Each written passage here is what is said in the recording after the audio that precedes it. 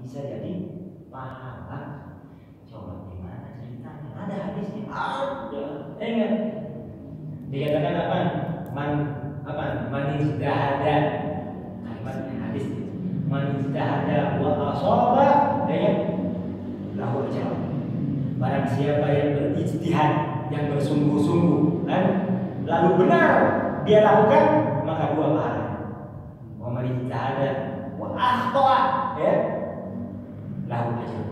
Barang siapa yang bersungguh-sungguh berijtihad, namun dia salah, tetap dapat 1 pahala. Kesalahan, khoto itu kesalahan. Walaupun salah bisa jadi pahala. Itu umat Rasulullah SAW. Kurang apa coba? Yang diinginkan 1 kalimatnya dari ijtihad. Ijtihad itu bersungguh-sungguh. Ada syarat dan ketentuan berlaku. Jadi jangan semua, katanya kalau salah tetap pahala.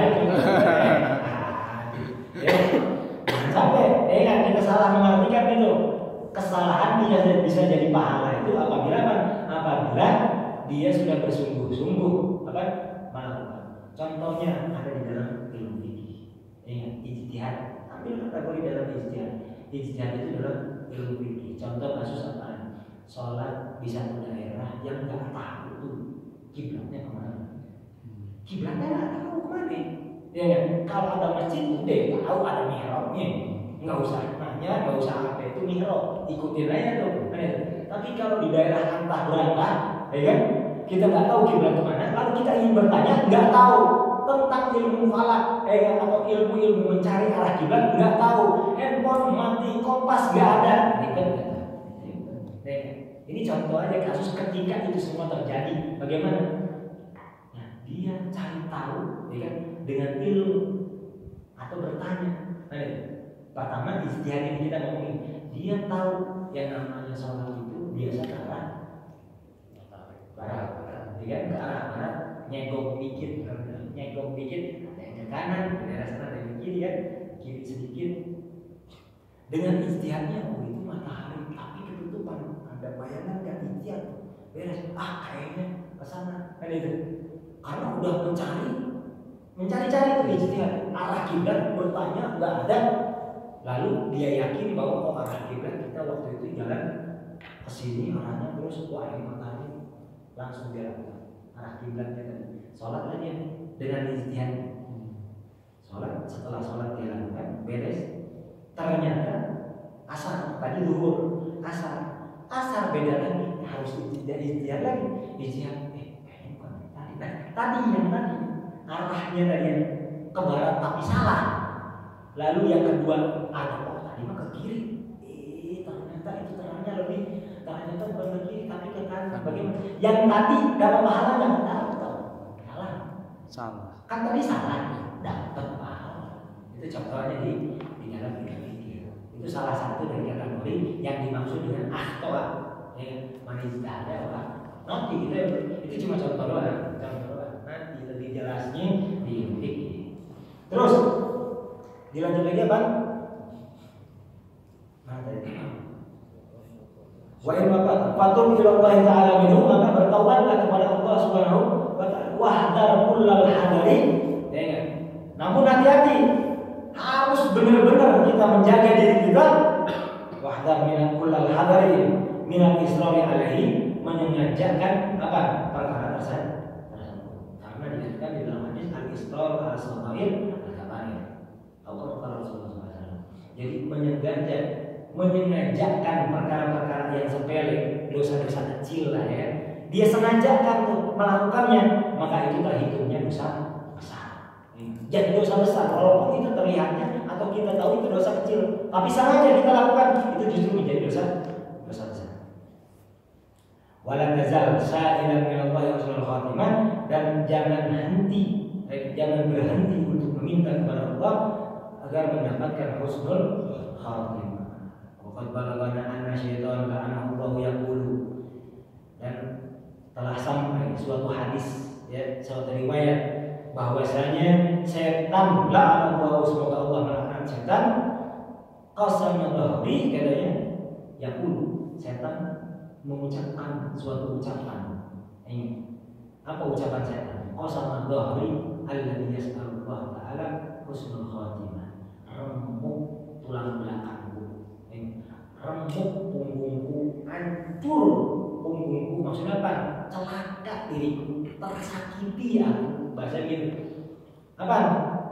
Alladzi yas'alullah ta'ala husnul khatimah, oleh seseorang yang sedang berdoa meminta kepada Allah Subhanahu wa taala tentang husnul khatimah. Hancur dirinya, tersakiti. Aku lu mata ya'jibu hadza bi amalihi, katanya Imam Haddad mengatakan mata ya'jibu hadza bi amalihi, katanya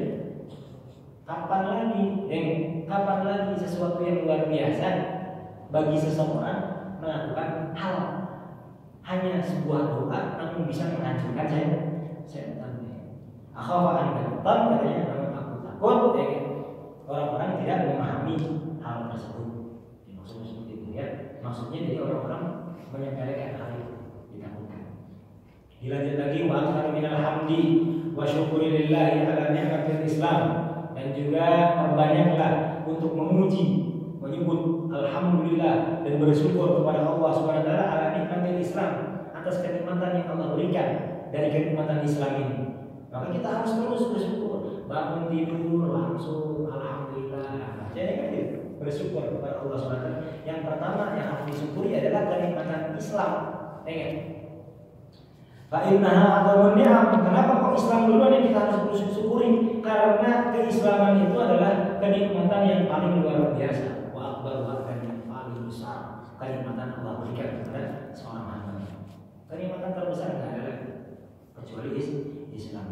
Dilanjut fa innallaha ta'ala, ini untuk sebuah pernyataan.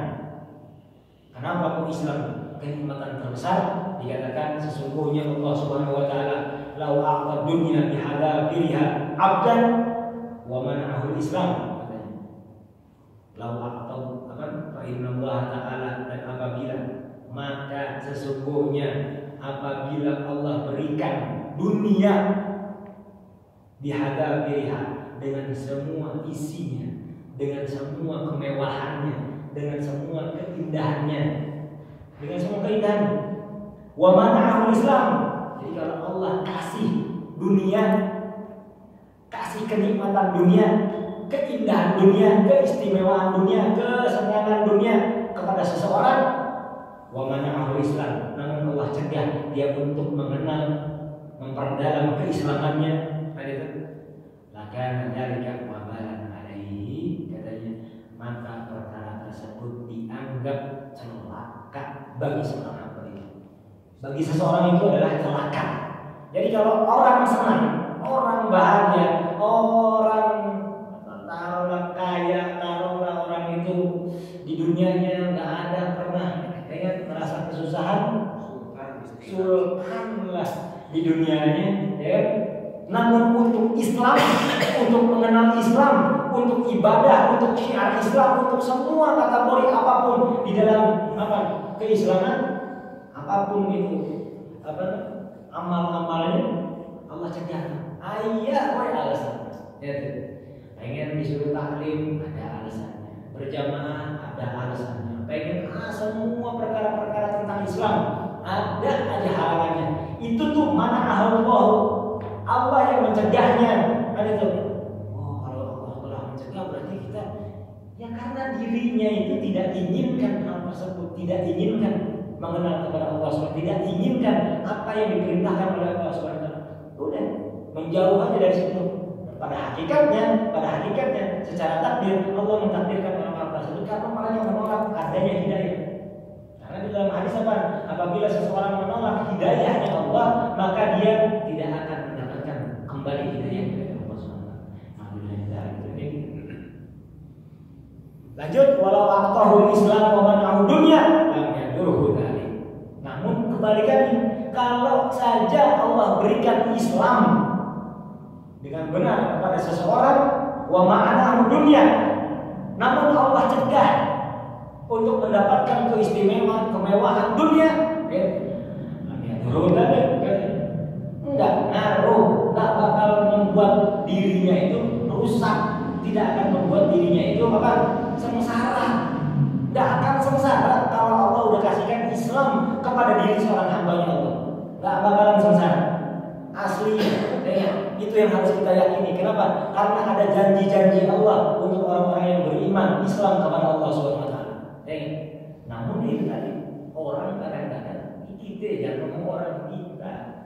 Kadang-kadang kita nggak yakin ada janji Allah untuk orang-orang yang duduk di majelis taklim, janji dari kehidupannya dan janji dari rezekinya, janji dari pahalanya, janji dari semua bahkan keutamaan, kemuliaan dan apapun yang ada di dalamnya. Orang ini untuk majelis saja, untuk ibadah yang lainnya pun sama. Orang nggak yakin, masa, karena nggak yakin, ya jadi ada kan itu. Padahal ini dikatakan kalau dia dapat keislaman, namun dalam urusan dunia ada merasa kesusahan, nggak ngaruh, santai aja. Kenapa? Lihat awal karena yang pertama, kalau dia dapatkan kemewahan dunia, ya, namun terhalang untuk mendapatkan pemahaman dalam keislamannya, yang mutu orang tersebut akan mati. Fayasiru ilan nari, namun tujuannya, tempatnya akan masuk neraka. Karena keislamannya dia tidak sesuai, tidak sempurna, tidak melakukan apa yang seharusnya dilakukan di dalam Islamnya. Namun yang kedua, yang kedua nih, dia mutu, mati juga. Fayasiru ilal jannah, maka orang tersebut yang kedua akan mendapatkan surga. Al-Qayyis, ya kan? Orang yang qayyis itu nanti dikatakan mandana nafsu, orang yang meninggalkan keinginan hawa nafsunya, ya kan? Terus apa? Mementingkan perkara akhirat. Akhiratnya gimana kita? Akhiratnya pengen surga, ya udah, lakukanlah perilaku yang memang sesuai keinginan kita nantinya. Jangan sekarang. Kalau sekarang kita mau kayak gimana pun gayanya kita, Allah masih kasih hidup, tetap hidup. Allah tetap kasih rezekinya, jelas ya. Nggak ada burung ada ijazahnya, nggak ada. Kita mempunyai ijazah, nggak ada burung punya perusahaan, nggak ada. Namun dapat rezeki. Manusia apa lagi Allah kasih akal, pikiran, kepandaian, kepintaran. Masa ia masih takut untuk ngomongin soal rezeki, ya kan? Selama ini ada orang mungkin di antara kita ada pernah nganggur berbulan-bulan, ada sampai sekarang masih hidup. Itu untuk urusan dunia, sampai sekarang masih hidup. Dari mana rezekinya? Allah yang kasih, Allah yang atur. Namun kalau urusan akhirat nggak bisa kita yakin bahwa kita ke surga, tapi nggak ngelakuin apa yang jadi perintahnya Allah, mimpi justru nanti itu dikatakan akan maghbun, akan orang maghrur, orang-orang yang memang dia menganggap dirinya orang-orang hebat, orang-orang yang dapat nanti itu tiket surga, namun akan tidak mengerjakan apa yang seharusnya orang-orang masuk surga lakukan. Dia tertipu dengan hawa nafsunya, dia tertutupi dengan apa angan-angannya. Nanti kita akan bahas di dalamnya. Jelas ya? Wa alaika an la tazala khaifan wajilan min su'il khatimah. Dan kita harus jaga untuk tidak henti-hentinya merasakan takut, wajilan dengan min su'il khatimah, dari perkara su'ul khatimah, dari perkara-perkara akhir hayat yang buruk. Kita harus takut. Ada orang-orang akhir hayatnya dalam keadaan murtad, alhamdulillah min dzalik. Ada orang-orang akhir hayatnya dalam keadaan pokoknya macam-macam. Contoh-contoh ini. Nah, kita harus merasakan takut, jangan sampai ya Allah enggak mau ya Allah yang hal seperti itu. Fa inna Allah mughalibal qulub. Kenapa kok kita harus menjaga perkara tersebut? Kenapa kita harus takut akan perkara tersebut? Fa inna Allah mughalibal qulub. Karena sesungguhnya Allah itu yang membolak-balikan hati seseorang. Hati bukan milik kita, milik Allah. Bahkan kita sendiri tidak bisa atau tidak ada yang dapat mengendalikan hati diri kita sendiri. Benar? Terkadang kita memiliki perasaan yang baik kepada seseorang. Jangan nunggu satu hari, dalam beberapa detik bahkan, ya kan? Dengan perilaku seseorang tersebut yang dia lihat atau melihat keadaan yang memang di dalam pikiran, dalam perasaan itu akan berubah secepat, ya kan? Nanti kita akan bahas tentang hati, tentang ini nanti kita akan bahas. Nah, itu karena Allah yang membolak-balikan hati. Ya. Makanya doanya untuk agar kita dijaga selalu menetap dalam keislaman, ya kan? kuat keyakinan kita kepada Allah. Doanya itu ya muqallibal qulub tsabbit qalbi ala dinik. Itu doanya. Perbanyak doa tersebut. Kenapa? Karena Allah yang membolak-balikkan hati, yahdi man yasha wa yudhillu man yasha. Allah berikan hidayah kepada orang yang Allah hendaki, dan juga Allah akan menyesatkan, memberikan kesesatan kepada kepada orang yang Allah hendaki. Wa fil hadithi as-sahih, dan di dalam hadis sahih Rasulullah SAW bersabda, "Walladzi la ilaha ghairuh." Di dalam hadis sahih dinyatakan, disabdakan oleh Rasulullah SAW, "Walladzi la ilaha ghairuh." Aku bersumpah bahwasanya tiada Tuhan selain Allah Subhanahu wa taala.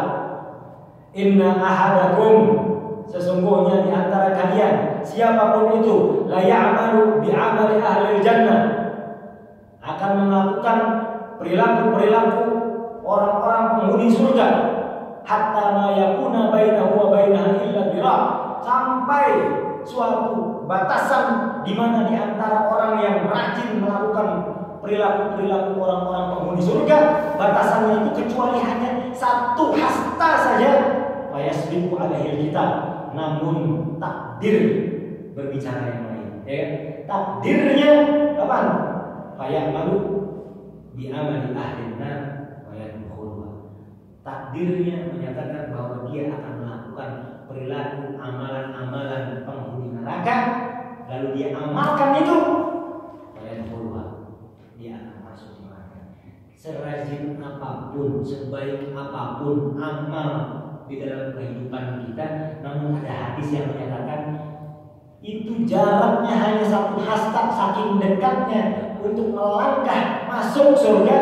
Namun hati-hati, kita harus selalu dalam kewaspadaan, karena ada satu perkara yang dilakukan oleh penghuni neraka, lalu kita lakukan itu, kita nggak tahu kematian kapan datangnya. Apabila kita lakukan dan kematian datang, yang kita dapatkan masuklah ke neraka. Itu yang dimaksud. Itu yang harus kita jaga. Ya, wa inna ahadakum la ya'malu bi amali ahli nar. Namun kebalikannya, ada orang-orang yang memang dulunya sebelum mengetahui, ya kan, atau dulu masa-masa lalu di antara kita itu melakukan perilaku yang dilakukan oleh penghuni neraka, kelakuan dosa, ya kan, maksiat dan lain sebagainya. Hatta ma yakuna bainahu wa bainaha illa dhira', sampai batasan antara dirinya dengan neraka sudah dekat. Udah, ini orang sesat bener dah. Ini orang udah benar-benar buruk dah. Enggak ada benernya lah. Mau itu di komplek, di kotanya udah terkenal nih. Orang enggak bener nih. Sampai segitu batasannya. Namun dengarkan, ya, fayasbiqu alaihi kitab, fayamalu bi amali ahli jannah. Namun apabila takdir berkata lain, ya kan? Maksudnya apa? Maksudnya ada perilaku yang dilakukan oleh penghuni surga, lalu orang tersebut melakukannya, lalu kematian menjemput, maka yang dia dapatkan apa? Masuklah ke surga. Masa lalu kita banyak di antara kita, al-baghir, banyak perilaku yang tidak baik pernah kita lakukan. Namun ada satu kalimat di sini yang memberikan kita kewaspadaan penuh, bahwa jangan sampai hal-hal yang buruk terulang kembali. Karena yang dulu pernah kita lakukan, keburukan-keburukan itu, yakini satu hal, bahwa ada perilaku yang dilakukan oleh penghuni surga dan kita mengamalkannya. Ketika ajal menjemput, ya ke situlah kita akan masuk. Allah menjalankan. Mudah-mudahan kita tergolong menjadi orang-orang yang mendapatkan surganya Allah SWT. Al-hadis, ini hadis yang panjang. Di sini kata Imam Haddad, wa fihi, di dalam hadis tersebut, ghayat takhwir li ahli taqwa wal istiqamah. Ini hadis untuk memberikan efek rasa takut. Memberikan efek rasa takut untuk siapa?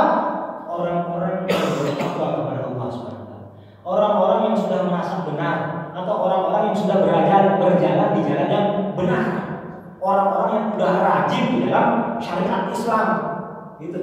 Jadi bukan ditakut-takuti, diberikan batasan agar punya rasa maksudnya. Jadi jangan merasa ente udah benar. Kita ngaji rajin setiap minggu, seminggunya bisa 3, 4, 5 atau bahkan 7 kali majelis taklim. Salat berjamaah nggak pernah ketinggalan, ya kan? Jumpa dengan para ulama, dengan para haifai udah benar-benar luar biasa. Namun kita merasa seakan-akan udah batal aja. Hati, ya kan? Hati-hati nih. Rasulullah SAW sendiri yang mengatakan hal demikian. Ada perkara yang harus kita waspadai. Apa? Perkara buruk, perkara yang di dalamnya ada dosa, ya kan? Namun apabila kita tidak pahami dan tidak hati-hati, kita lakukan, namun di sana kematian kita dijemput, bukan kemana-mana kita masuknya, ke neraka lah yang kita dapatkan. Ini, jadi orang-orang yang bertakwa diberikan shock terapi, dikasih shock terapi oleh Rasulullah SAW. Maksudnya gitu. Goyatan taklif kan ditakut-takuti. Maksudnya diberikan jangan merasa benar kita jangan merasa benar. Karena apa? Ahli takwa, orang-orang yang sudah bertakwa, wal istiqomah, udah benar-benar lempeng nih. Istiqomah itu kuat dalam menjalankan ibadahnya. Ada, harus punya rasa takutnya. Fadlan an ahli taklif wa takhlid, apalagi untuk apa? Golongan orang-orang yang taklid, yang apa? Yang sembarangan. Taklid itu buat taklid yang suka apa? Campur adukan antara syariat dan keinginan.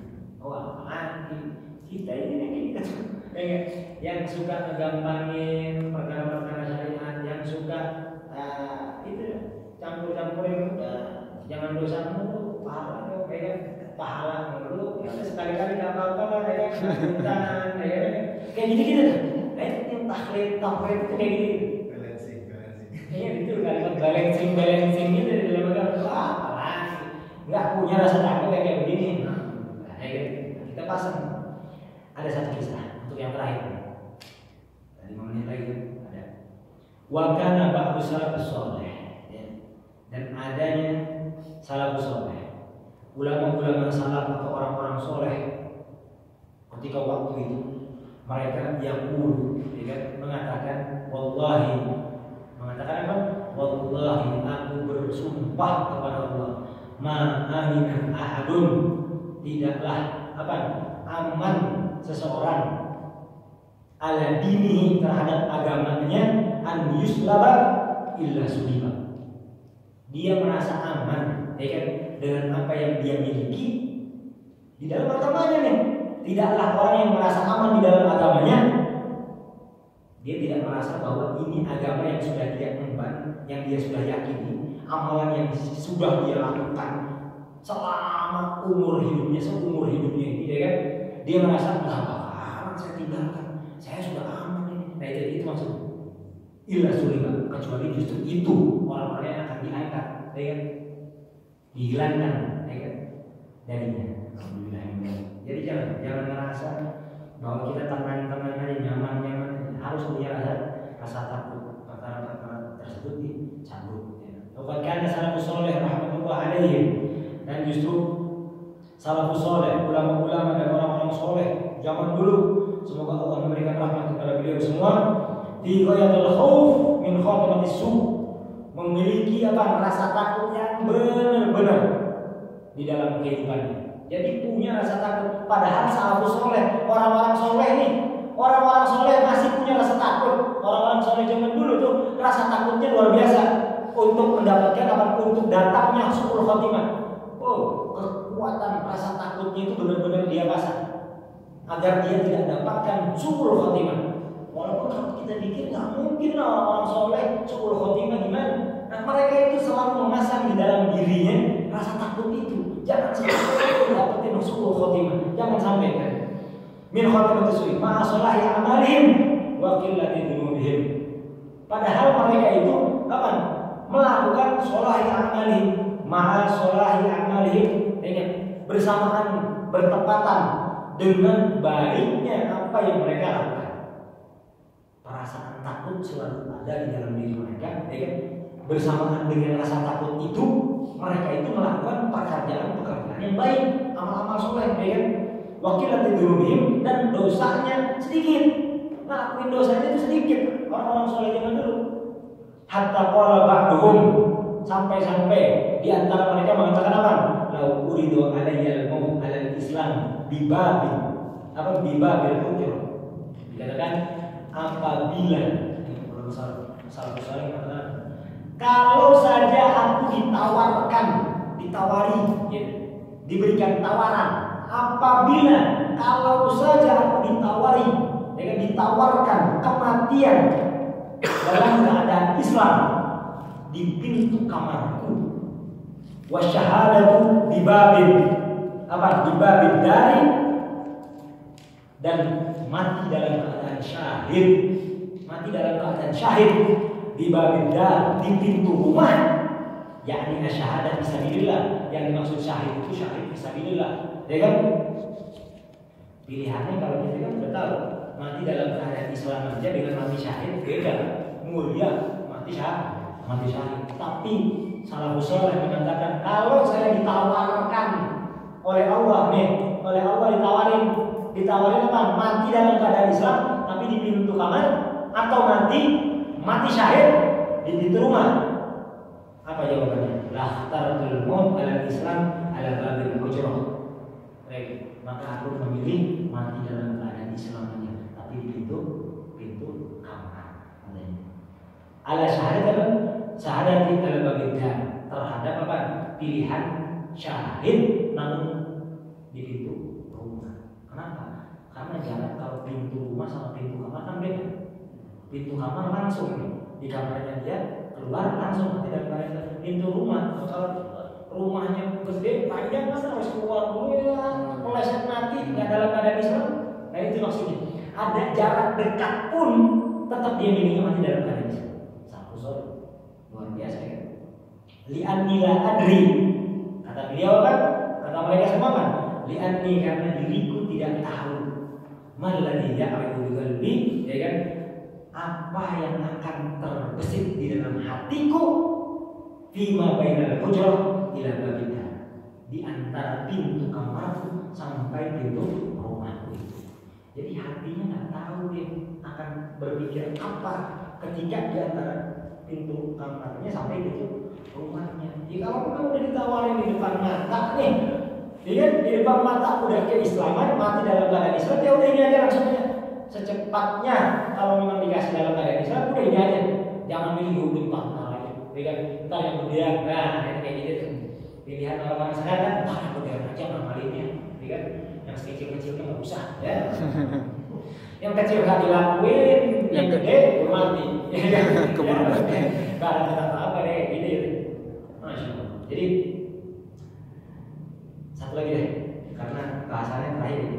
Waqala akhar, baru disimpulkan. Waqala akhar, liba'di ikhwani, sebagian daripada ulama-ulama salaf atau orang-orang salaf yang terdahulu, idza hadarul maut. Jadi kalau sebelum zaman dulu itu orang-orang sama seperti sekarang, namun kebanyakan sekarang boleh ditinggalkan. Itu manggil sahabatnya, dan sahabatnya pun tidak keberatan untuk menemani, ya kan? Saudaranya, sahabatnya itu menemani ketika ada sahabatnya yang sakit, apalagi diketahui sakitnya parah. Temenin, takutnya itu adalah sakit yang akan menjumpai kematiannya. Kan itu, temenin yang sakit itu. Nah itu maksudnya. Nah ini salafus saleh itu kalau ada dalam keadaan sakit yang akan jumpa dalam kematiannya, itu ditemenin pasti. Nah ketika itu ulama-ulama salaf, orang-orang salaf dulu yang soleh mengatakan apa? Tidak hadarul maut, aku interaksi pandur.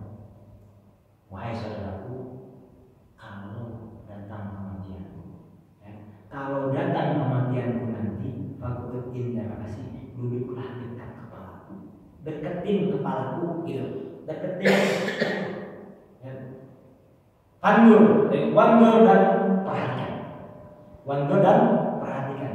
Fa'il ra'aika juga mutu al Islam.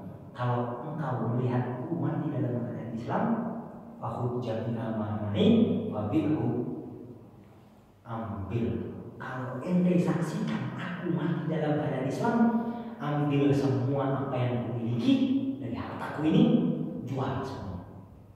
Jual semuanya. Wa khudh bihi sukkaron wa lauzan wa farriqu ala sibyan. beliin manisan, beliin kacang-kacangan, wa farriqu ala sibyan, bagiin kepada anak-anak kecil. Luar biasa. Sodakohin. Kalau ente ngelihat aku mati dalam keadaan Islam, sodakohin hartaku kepada orang-orang. Kalau di sini dikatakan anak-anak kecil, karena orang-orang soleh selalu senang sekali untuk membuat senang anak-anak kecil. Nah itu maksudnya. Itu kan kalau sebelum sekarang di permen doang ya kan bagi ini banyak benar, ya kan? Tapi kan zaman dulu memang hal tersebut di sana kebanyakan dengan manisan itu, dengan kacang-kacangan untuk makan dan lain sebagainya. Jadi adat di sana kan itu. Kalau di sini apa? Sodakohin dengan apa yang memang bisa kita sodakohin. Kalau mati dalam keadaan Islam, dikatakan seperti itu. Fa'alim nas katanya. Wa in ra'aitani qad mutu ala ghairi dzalik. Namun apabila engkau melihatku mati bukan dalam keadaan Islam, katanya. Fa'alim nas, fa'alim nas. Beritakan kepada orang-orang. Liyusalli alayya, katanya, man arada an yusalli ala basiratin.